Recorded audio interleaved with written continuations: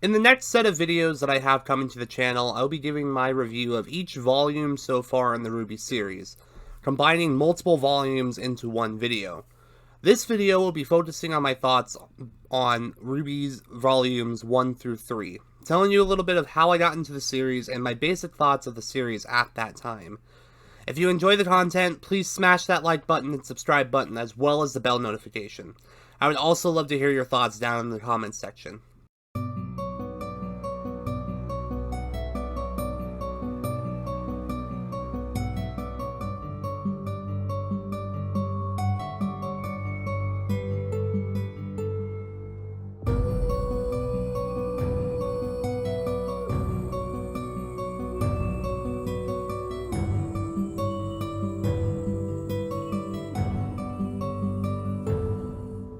I don't think I can really start this series without talking about the 4 trailers that came before the actual RWBY series.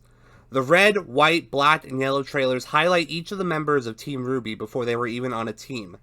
How did I come across these trailers? Back in my sophomore year of high school, my friend Abby began telling me about a show called RWBY that she'd recently found. Me, being a fan of all things fantasy, decided to check them out. Well,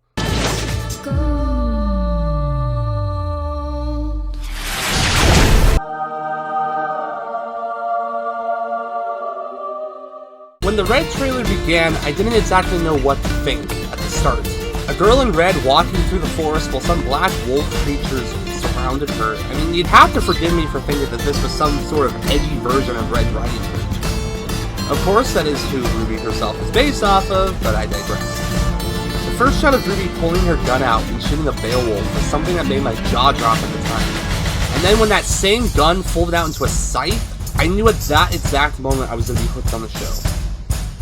When I later found out that this was the style that Monty Owen used for his fight choreography, it made me even more saddened when I heard about his passing.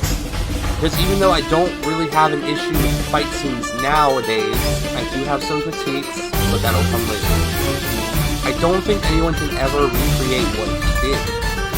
The way RWBY used her sniper sight rifle combo to battle an entire forest of Beowulfs, firing bullets to control her momentum, was just a sight to behold. RWBY's semblance is known as Pedalburst, and the way it is used in the trailer might be my favorite in the whole series. It's not used too often, and I feel like she relies on it way too much nowadays.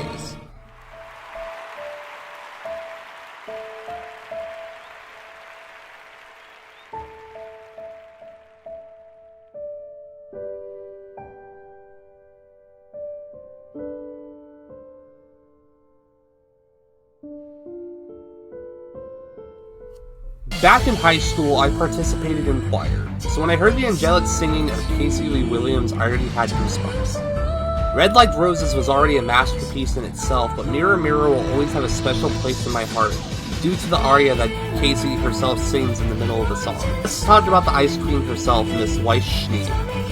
You know, I've always thought rapiers were interesting weapons to use in combat, due to at the time only seeing it as the main weapon of Austin as on Sword Art Online. We all know how much of a pity that show is nowadays. The way Weiss was able to use Mertnaster in combination with her dust was awesome the first watch, and it really makes me wish that she used things more so with dust. When we get to Weiss being able to summon, I will explain my main critique about the ability. Weiss's semblance is hereditary, which is rare in the world of Remnant. Her family can create glyphs, which when combined with different types of dust, can create different elemental attacks. Blake, it's time.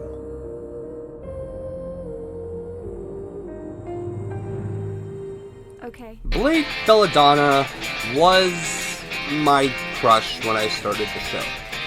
Now that might be because of the dark brooding vibe that she brought in this trailer, or the cat ears. To be honest, it's like the cat ears. However, whenever I first saw Adam Taurus, I never wanted to punch someone in the face more. Of course, we later find out in the series that I had the right idea.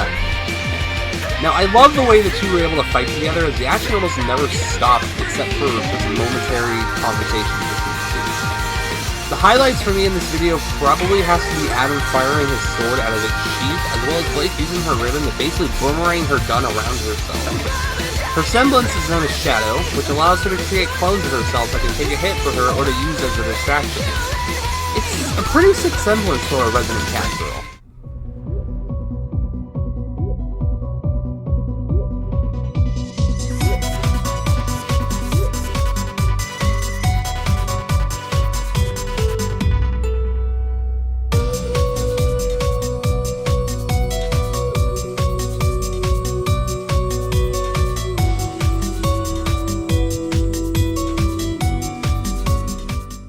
Ready to go to the club?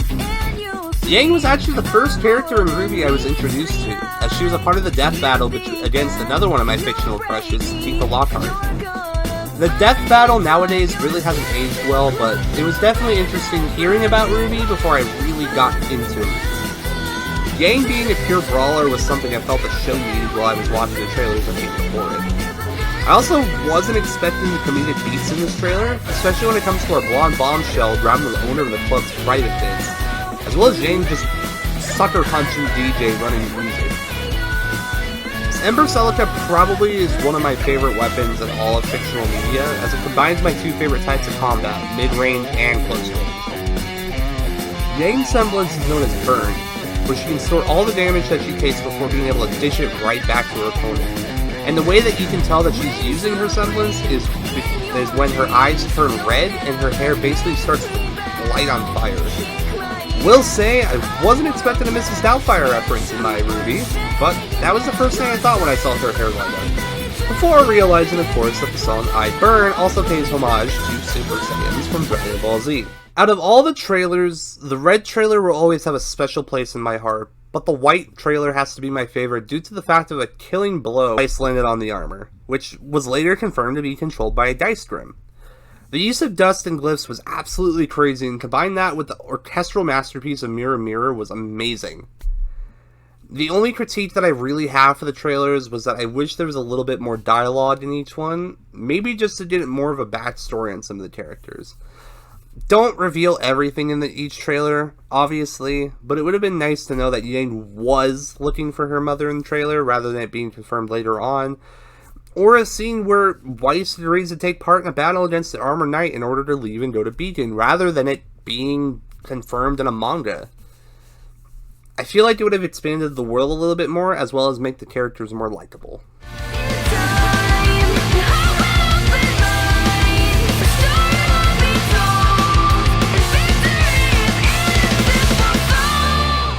RWBY Volume 1 began airing in the summer of 2013, with the first episode being appropriately named Ruby Rose. As the first volume of the series, there is a case to say that it hasn't aged well, especially when you look back and notice the use of shadow people rather than background characters. However, going back to rewatch this volume, I have a certain kind of soft spot for it. I guess you could say that since it's before the time of knowing who Salem was, as well as the time before the Maidens and Relics, it's less stressful rewatching it because it's the girls finding out who they are while being put on a team together, being led by a girl who is 2 years younger than them. In these sections, I will be going through my favorite episode of the volume, my least favorite episode of the volume, and then kind of giving my overall thoughts and critiques. RWBY! I told you this was a terrible idea! We're fine! Stop worrying! I am so far beyond worrying! In a good way, in a bad way, in a very bad way. My favorite episode of Volume 1 has to be Chapter 8, Players and Pieces. Some of the episodes in Volume 1 are quite short, however, sitting at about 13 minutes of pure excitement and action take the cake for me for this episode. Already having to navigate the dangerous Emerald Forest in search of relics, imagine me here putting imaginary quotations around the word relics, because these aren't the relics that we learn about later on. Both teams, RWBY and Juniper, have to work together to fight both a Nevermore, which is a bird-type Grim, and a Deathstalker, a Scorpion Grim.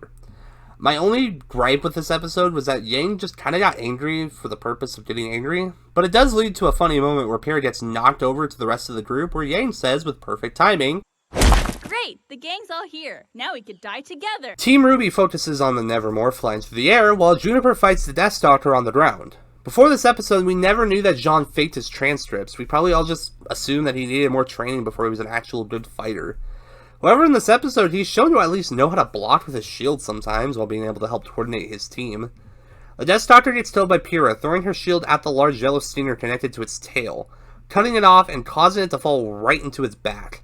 She then boosts Nora up into the air using her shield before Nora smashes the stinger further into its back with her hammer, which takes the giant scorpion out of commission.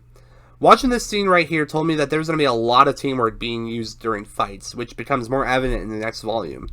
While Juniper was dealing with a scorpion, Team RWBY has been running up falling debris from a bridge that the Nevermore destroyed, with Blake using her ribbon to swing around the freaking venue like Spider-Man before landing on the large bird and landing a freaking fighting game combo in midair. It all ends with RWBY hooking the bird's head with her scythe and Weiss using her glyphs to help her partner pick up speed before ending the scene with a gruesome decapitation before the iconic RWBY Rose pose. Just pure, unadulterated awesomeness. Maybe you were a failure when you were a kid. You might have even been a failure the first day we met. But you can't be one now. You know why?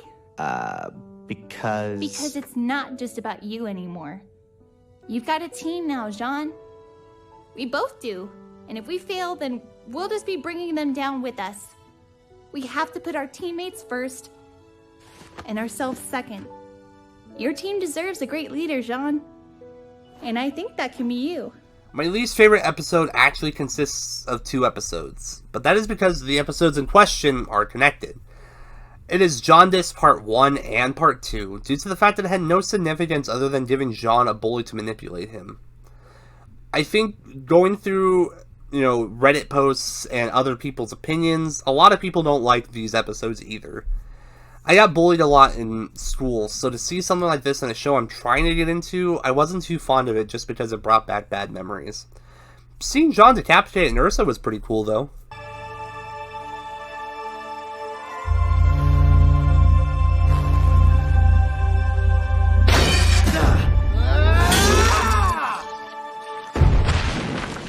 The main critiques that I had for this volume at the time of watching it, and yes, I know this is the first volume, so I am giving it the benefit of the doubt, but it's just some of the voice acting wasn't too fantastic, and the fight scenes that took place in this volume were missing some of the flair that the trailers had. In all 4 trailers, there were moments where bright colors were used to help the characters stand out in their backgrounds. Now, of course, when you have characters standing in front of a gray background, their colors will pop, but it is hard whenever there are a bunch of flashes drawn across the screen during fight scenes. I kind of wish on some attacks by the characters, there was some kind of streak that represented them using their weapons, kind of based off their main color. I think the YouTuber Judgmental Critter talked about this in her video where she talks about the red trailer, so if you'd like to go check her opinion out on the matter, as well as go watch yet another awesome content creator, I'll leave a link to her video and channel in the description down below. An overall review of this volume would be that in the animation department, other than the fight scenes, it hasn't aged well, but looking back at it, it's always something to go back to and watch after learning about everything that happens later on in the show. It's almost crazy that these are the same characters that we're dealing with now, just younger and a lot more naive.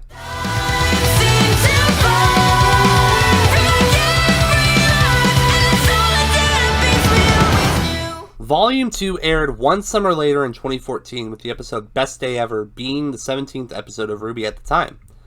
Volume 2 begins to pick up more of the story, as Team RWBY ends up going after the White Fang and Roman Torchwick more, while also meeting new characters like General Ironwood, Cinder, Emerald, and Mercury.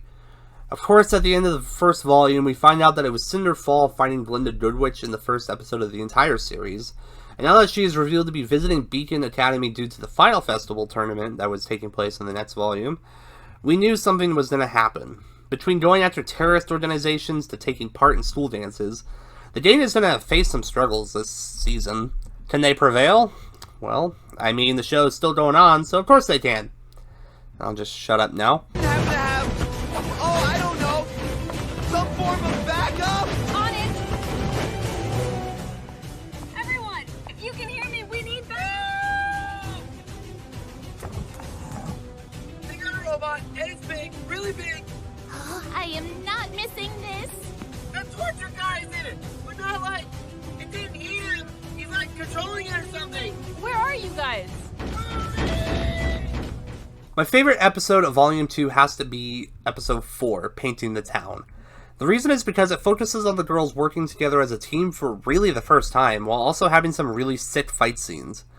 Roman Torchwick is shown as more of a threat due to his charisma, as well as being able to pilot a giant mech suit, for goodness sake. What is this, James Cameron Avatar? The episode then breaks out into a fight on, a moving highway with Sun and Neptune, these two, joining the girls until they both get knocked off the side of the road.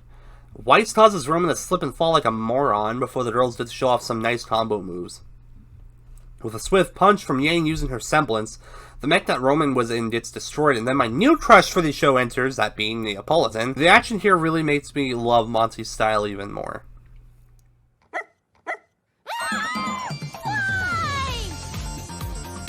He said a dog? In the mail?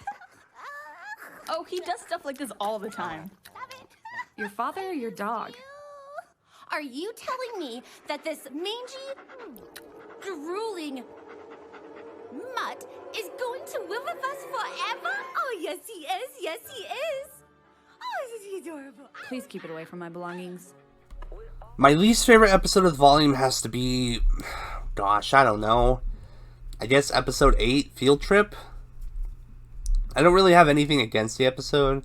I just think it's the least interesting of the volume. Ruby is confronted by Ozpin, Ironwood, and Glinda after a run-in with Cinder at the dance, and then the girls figure out that they are going to be shadowing a huntsman, where they pick one close to where the White Fang are planning their next move. Oh, and this is the debut of Zwei. The main critique that I have for Volume 2 is that the show began to stray away from the school aspect. As much as I love to see the girls go out on their own and try to uncover mysteries based off a terrorist organization and a shady criminal, I would have also loved to see more time spent in the classrooms. Since there are more Grimm that get introduced later on in the series, I would have loved a part of an episode focused more on the Grimm, kind of like how they had Weiss fighting the Borbatusk in Volume 1. We also have not seen Professor Peach, damn it! In my opinion, Volume 2 has to be up there as one of my favorite volumes of the entire series so far. Sadly, this would be the last volume that Monty was alive for, as he passed away on February 1st of 2015. At this point, I had just finished my sophomore year of high school and would spend the next summer binging the rest of the series up to that point in 2016. Of course, Volume 3 was the next volume that was out before Volume 4 came out later that year, during my junior year of high school.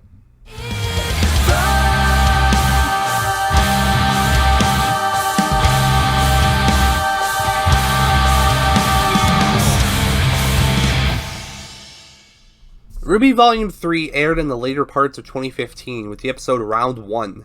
This volume focuses on the Vital Festival tournament, or in other words, your typical tournament arc in an anime.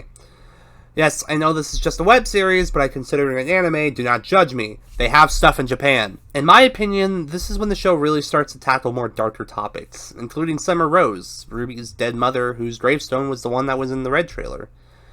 It also introduces Ruby's Uncle Crow, who's a drunk, but my God, can he fight well. He might be one of my favorite fighters in the whole show, especially when it's revealed that he also wields a freaking scythe just like Ruby. I feel like his scythe gets implemented so much better later on in the show, but the reveal in this volume is absolutely amazing. The volume also tackles major character death, which I will get into. Ironwood finally turned his back on Ozpin. Ozpin? Weiss, it's time for you to go. What? Listen to Big Sister, Weiss. She'll protect you. Just like Atlas is gonna protect all of us, huh?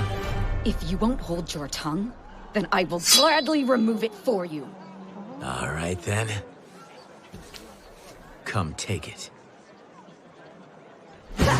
My favorite episode of the volume has to be Episode 3, it's Brawl in the Family, due to the fight between Crow and Winter. I don't know about the rest of you, but seeing two mentor figures duking it out as experienced huntsmen, it's kind of awesome. It also teases Crow's scythe, which we later find out is probably the coolest weapon in the entire show. I will not be taking any questions on why I think that. I don't make the rules. We're in the middle of a fight! And we're in the middle of a conversation! What don't you get about that? John? Yes, Pyrrha. I think he means that we're all in the middle of a fight.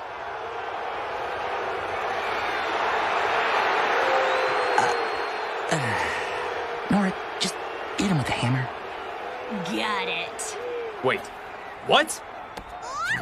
My least favorite episode is probably Episode 2, just due to the fact that I really didn't like the fights between Team Juniper and Team Bronze, as well as the fight between Team Sun and Team Indigo. Not that I hate those teams, but I like the fights where Team RWBY are working together more. This is just another volume where I don't really have a least favorite episode, because Volume 3 is also one of my favorite volumes. The main critique for this volume is that the tournament fights I felt like were too short and were kind of predictable, minus the Pyrrha and Penny fight. Obviously, Yang and Mercury had an amazing fight, and I wasn't expecting the whole broken leg gag, but he was secretly working for Cinder, so I could have easily seen something like that coming. I would have also loved to see more uses of teamwork, especially in the Juniper fight, who really only won the fight due to Pyrrha and Nora. Nora more so because of her semblance. Now, with Pyrrha dead, we never really got the chance to see a day in the life of Team Juniper, unless you count Chibi, but... Stop! Pyrrha, you know I love you. But kick-step, body roll is not rocket science. It's kick-step, body roll! But of course, I don't. So it would have been nice to see. I finished Volume 3 during the second week of my summer vacation. When I saw characters such as Penny and Pyrrha die, my mouth was just wide open the entire time in shock, due to the fact that those two characters happened to be some of my favorites in the entire series. It was also the first show that I became attached to where I remember myself getting super emotional. I watched anime like Attack on Titan and Sword Art Online, and while those two shows have their emotional beats, I really don't think any of those moments reach the death of Pyrrha, especially after she kisses Jean before she fights Cinder. That's also another fight that was great in Volume 3. The only one I believe was better was the fight between Crow and Winter.